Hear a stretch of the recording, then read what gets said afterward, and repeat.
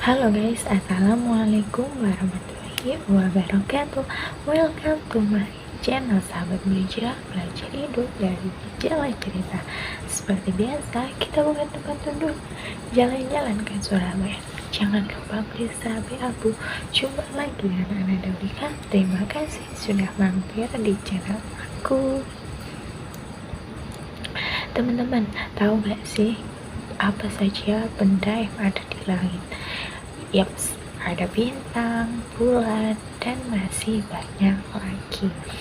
Namun, dibalik ada bintang, bulan, dan masih banyak lagi itu, ada banyak sekali jumlah benda-benda langit, dan itu dapat diketahui dengan salah satu alat yang diciptakan oleh penemuan ternama dunia. Alat apakah itu? So, tidak usah berlama-lama, happy watching.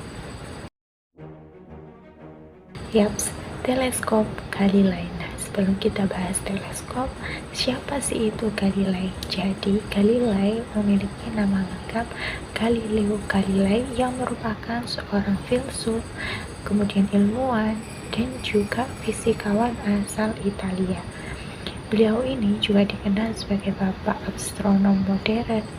Kemudian ada juga yang menyebutnya bapak revolusi ilmiah, maupun disebut juga sebagai bapak ilmu pengetahuan.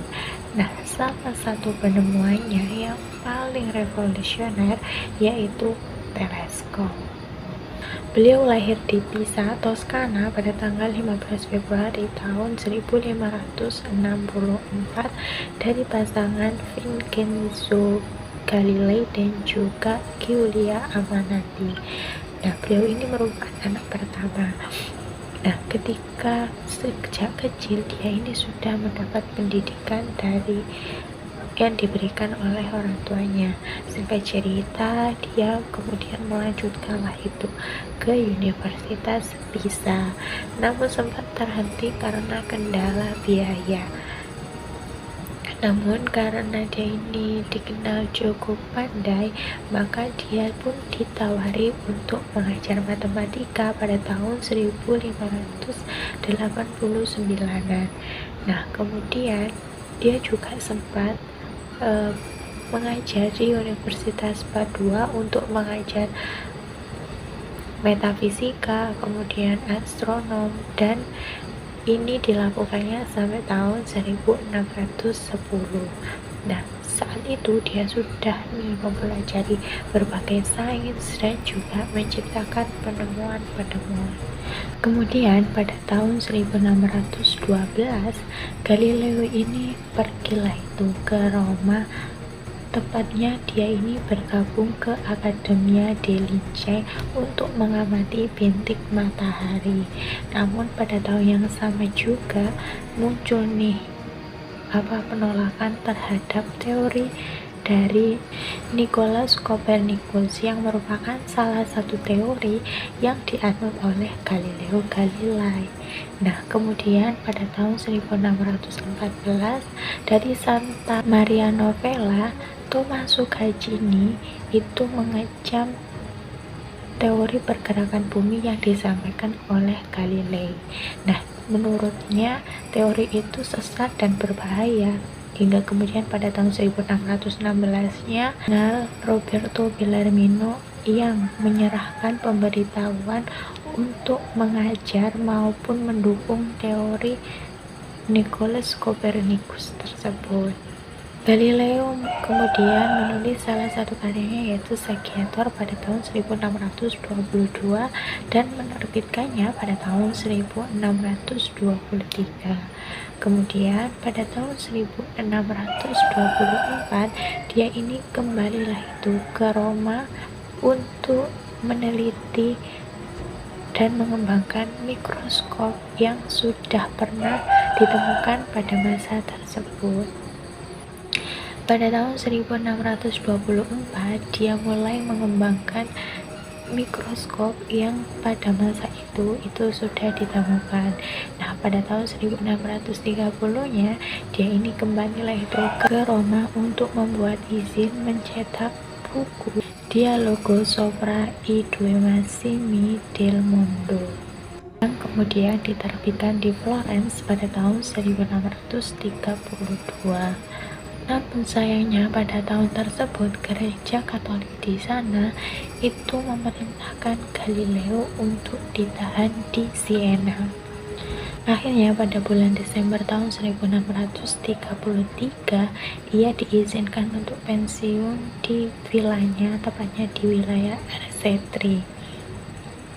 Nah, buku terakhirnya yaitu Discorsi e Dimostrazioni Matematiche dan Intorno a due nuove scienze yang diterbitkan di Leiden pada tahun 1638.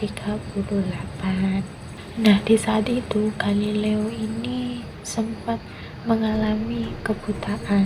Nah, kemudian pada tanggal 8 Januari 1642 dia ini meninggal dunia, yang saat itu ditemani oleh salah satu muridnya yang bernama Vincenzo Viviani.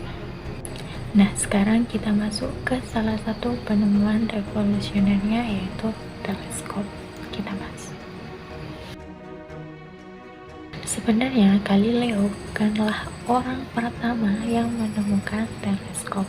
Namun Galileo ini merupakan penyempurna dari teleskop yang sudah pernah ditemukan sebelumnya. Ia kemudian mengembangkan dan juga menyempurnakan alat tersebut, dan dialah orang yang pertama kali menggunakan teleskop untuk mengamati benda langit. Nah, setelah adanya penemuan Galileo ini, mulailah itu muncul banyak teleskop yang sebagus itu. Nah, salah satunya yang paling bagus yaitu yang ditemukan oleh Galileo tersebut. Teleskop sendiri itu ditemukan kurang lebih sejak abad ke-17, tepatnya pada tahun 1608.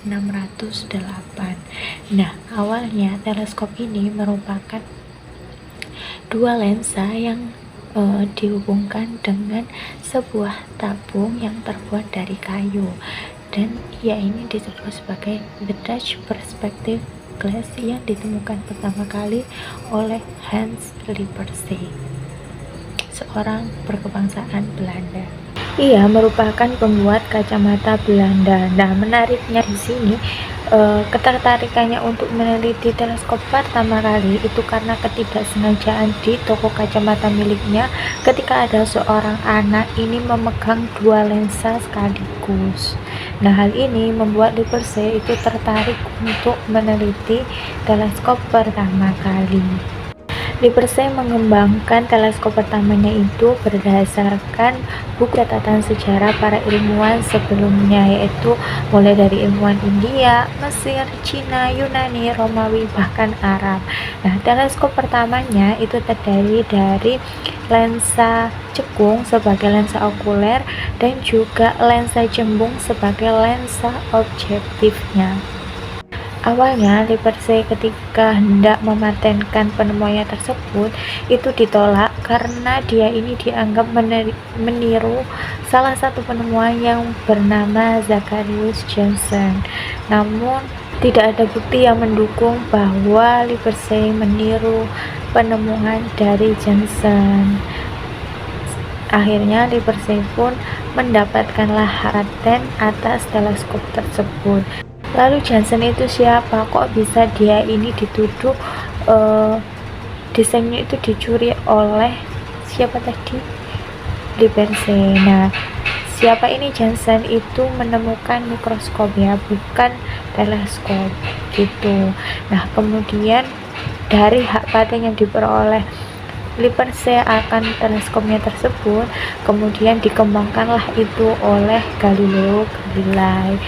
Kemudian hasil dari teleskop yang dikembangkan Galilei tadi itu kemudian diberi nama teleskop Galilei.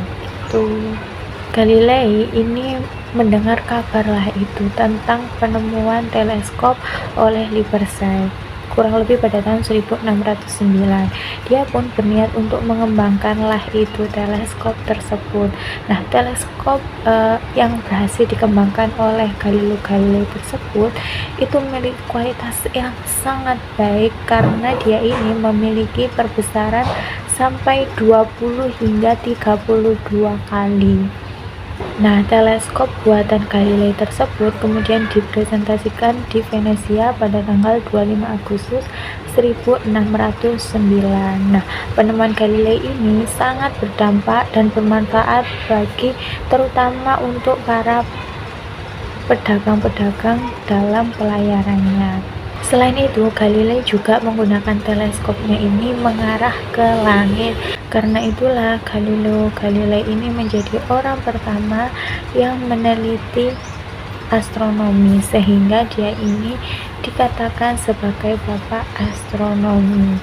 Nah, dari penemuan Galileo Galilei tersebutlah kemudian tersebarlah ke seluruh wilayah Eropa dan membuat para ilmuwan di sana ini turut serta ikut mengembangkan perkembangan dari teleskop Galileo Galilei tersebut dengan menambahkan fitur pada lensanya. Nah, ternyata tak hanya Galileo Galilei. Pada tahun yang sama, Thomas Harriot yang merupakan seorang etnografi dan juga matematikawan Inggris ini juga berhasil membuat teleskop pertamanya. Dan ia ini menggunakan teleskop tersebut untuk meneliti bulan, sehingga dia ini menjadi orang yang pertama kali meneliti bulan melalui teleskopnya. Lalu apa nih yang ditemukan oleh Galileo Galilei dengan teleskopnya untuk meneliti langit malam pada saat itu? Dari penelitiannya, Galileo berhasil menemukan 3 satelit alami, yaitu Jupiter, Io, Europa, dan juga Callisto pada 7 Januari 1610. Kemudian, 4 harinya dia menemukan Ganymede. Nah, ia menemukan bahwa benda-benda tersebut itu bergerak atau mengalami pergerakan pada Jupiter. Jadi Galileo menyimpulkan bahwa mereka ini semua, yang keempat satelit alam yang ditemukan tersebut, itu mengorbit pada planet. Pengamatan astronomis pertama kalinya tersebut kemudian diterbitkan pada bulan Maret tahun 1610 yang diberi judul Sidereus Nuncius. Galileo juga merupakan seorang Eropa yang mengalami bintik matahari, di mana diperkirakan astronom-astronom Tionghoa sebelumnya itu sudah pernah mengamati hal tersebut. Selain itu, Galileo juga mendapati bahwa permukaan bulan itu terdiri dari gunung dan juga lembah. Hal ini kemudian membuat Galileo ini menarik kesimpulan bahwa bulan itu kasar dan tidak rata. Kemudian pada tahun 1612, Galileo juga meneliti Neptunus. Namun dalam buku catatannya, saat itu ia menyimpulkan bahwa Neptunus ini bukanlah sebuah planet, melainkan sebuah bintang redup. Kemudian ada nih di tempat lain, ada seorang ilmuwan Eropa juga yang bernama Johannes Kepler, itu yang mengamati objek dengan berbagai teleskop buatannya. Nah, salah satu dari teleskop buatannya yang dibuat pada tahun 1611 itu yang terdiri dari 2 lensa jembung, sehingga menghasilkan hasil yang terbalik.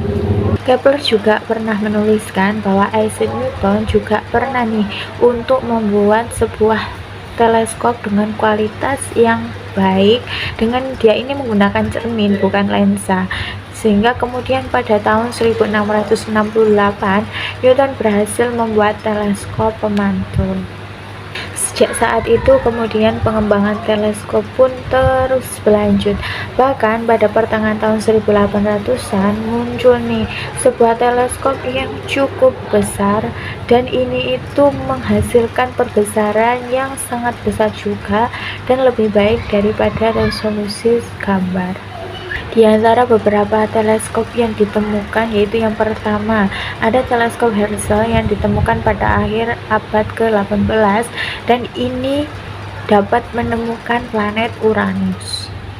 Yang kedua, teleskop Yerkes pada tahun 1897 yang merupakan salah satu teleskop dengan refraktor terbesar yang pernah dibuat. Dan yang ketiga yaitu teleskop Mount Wilson pada tahun kurang lebih 1917 yang membantu William Hubble dalam mengamati bahwa ternyata semesta ini mengembang. Yang pertama ada Hubble Space Telescope yang diluncurkan pada tahun 1991, dan dari teleskop ini kita bisa memperoleh gambar-gambar yang luar biasa dan juga data penting galaksi jauh di sana. Puncak dari perkembangan teleskop yaitu ketika teleskop ini mampu diluncurkan ke luar angkasa tanpa gangguan dari atmosfer bumi, dan teleskop yang diluncurkan ke luar angkasa ini memiliki kejernihan yang luar biasa. Beberapa dari teleskop tersebut antara lain. Kemudian kedua ada James Webb Space Telescope yang diluncurkan pada tahun 2021 yang membawa kemampuan pengamatan ke spektrum inframerah dan menjelajahi awal alam semesta. Hingga kemudian pada abad ke-20, berbagai macam bentuk maupun ukuran teleskop pun mulai dibuat dengan mengumpulkan berbagai spektrum elektromagnetik seperti sinar X, ultraviolet, inframerah, bahkan sinar gamma. Lalu apakah teleskop dan juga teropong itu sama? Kita masuk. Secara fungsi keduanya ini sama, perbedaannya hanya terlihat pada tampilan luarnya saja. Kalau teleskop dia ini terdiri satu bagian saja dan lensa okulernya ini bisa diganti-ganti. Sedangkan kalau teropong dia ini terdiri dari sepasang teleskop dan biasanya memiliki ukuran yang tidak terlalu besar. Secara garis besar, teropong ini dibagi ke dalam dua kategori, yaitu teropong bias yang terdiri dari beberapa lensa dan juga teropong pantul. Nah, ini terdiri dari beberapa cermin dan juga lensa. Teropong bias itu juga banyak sekali jenisnya. Ada teropong bintang atau teropong astronomi, kemudian ada teropong bumi, teropong panggung, dan juga teropong prima atau binokuler. Yang pertama teropong bintang. Nah, ini digunakan untuk meneliti luar angkasa. Yang kedua teropong bumi. Teropong ini mampu menciptakan bayangan akhir pada arah benda semula.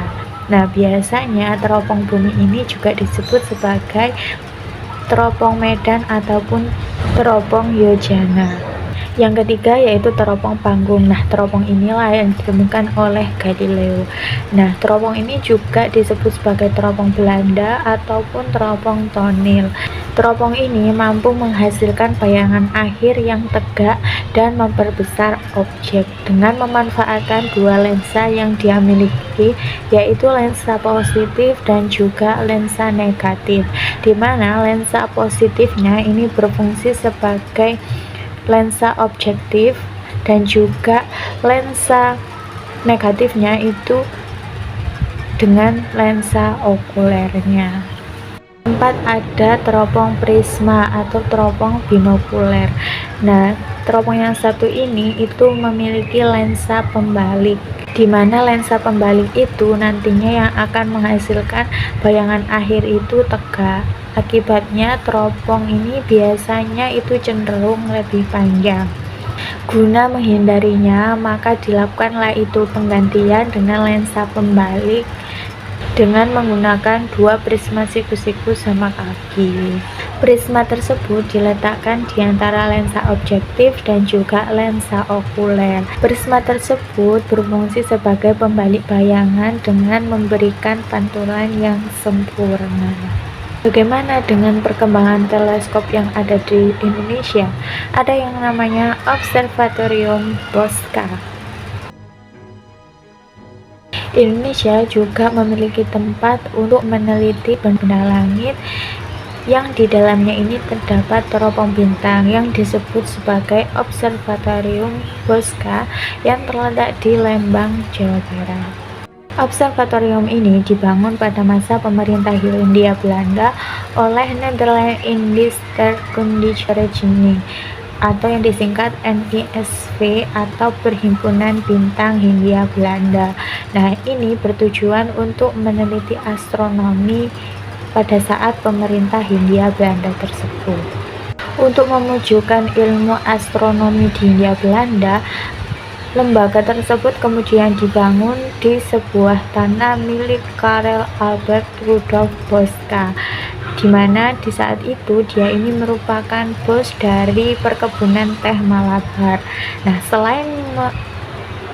selain mengusulkan atau memberikan tanah miliknya, dia juga memfasilitasi lembaga tersebut dengan memberikan alat-alat, guna maupun dana dengan uang milik pribadinya juga. Nah, oleh karena itulah maka observatorium tersebut diberi nama Observatorium Boska.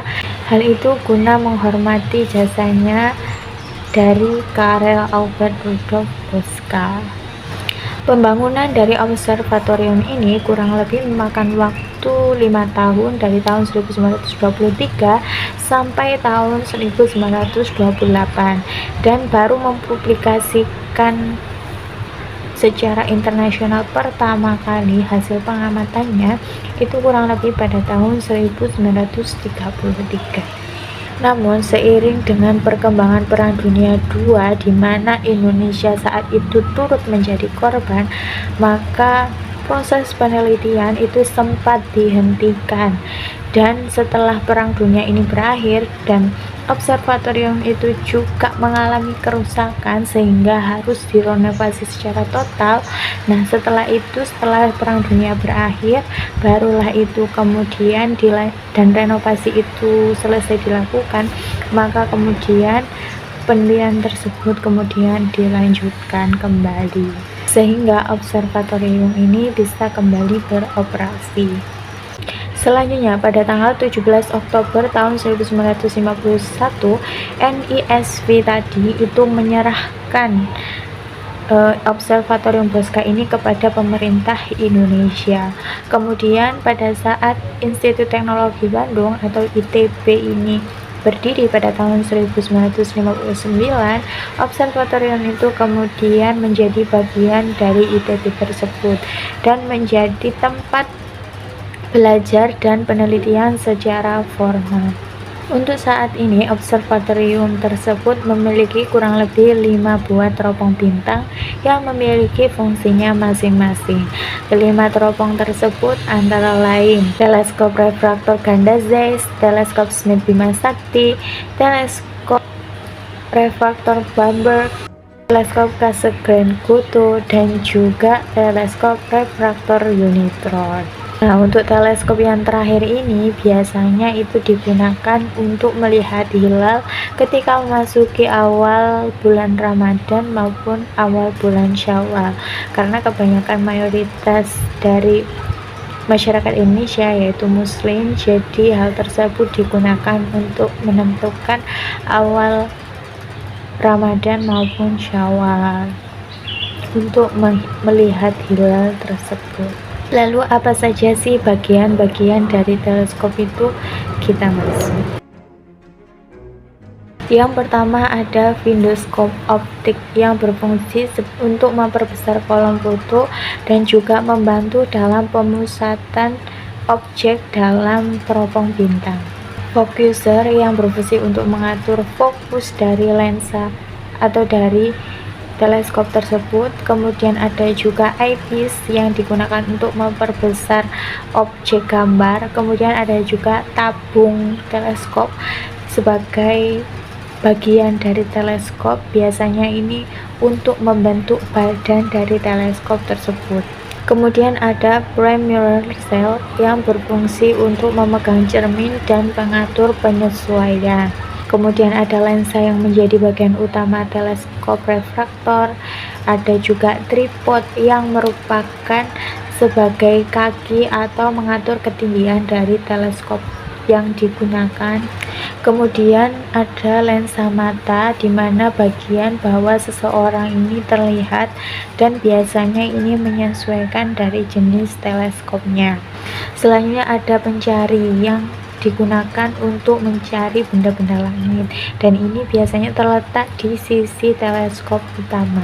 Kemudian ada lensa Barlow yang merupakan lensa tambahan, dan ini berfungsi menambah perbesaran dari lensa tersebut sampai 2 hingga 5 kali lipat. Yang terakhir ada mount yang berfungsi agar teleskop itu berada tetap di tempatnya. Oke teman-teman, itu tadi sedikit penjelasan mengenai teleskop Galilei, sebuah penemuan bersejarah yang sangat wow sekali. Dari situ kita bisa belajar bahwa sejarah bisa menembus bukan hanya ruang dan waktu, tapi menembus langit juga. Terima kasih banyak sudah nonton dari awal hingga akhir. Mohon maaf bila ada kurangan. Seperti biasa, jangan lupa like, komen, dan subscribe-nya, dan jangan lupa nyalakan tombol loncengnya supaya kalian bisa dapat notifikasi ketika ada video baru dari aku. Terima kasih. Wassalamualaikum warahmatullahi wabarakatuh. Bye.